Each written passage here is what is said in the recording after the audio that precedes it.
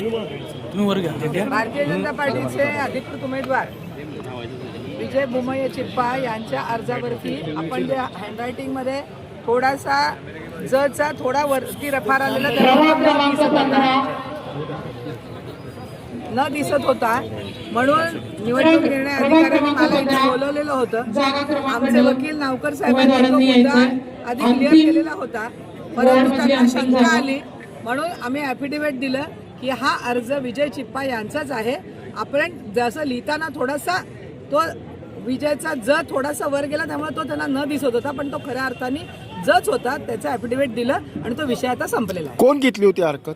विरोधक असतात, शिवसेना आहे यांनी हरकत घेतलेली होती. त्यांचं ते काम आहे ते घेतात, परंतु आमचा भारतीय जनता पार्टीचा अधिकृत उमेदवार विजय चिप्पा हाच आहे. ते कार्यकर्ते अर्थात ते विरोधकच असणार ना.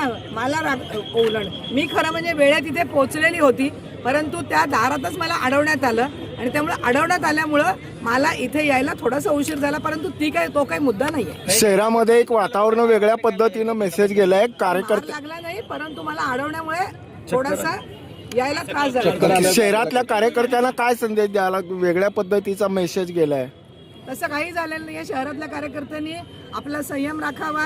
आपण अधिकृतरित्या ज्यांचे फॉर्म भरलेले आहेत ते फॉर्म व्यवस्थित भरलेले आहेत आणि आपल्याच उमेदवारांचे फॉर्म वैध झालेले आहेत. शहरातल्या कार्यकर्त्यांनी कुठेही पायनिक होऊ नये, गोंधळ करू नये. आपल्या सर्व उमेदवारांचे फॉर्म हे वैध झालेले आहेत. Okay sir.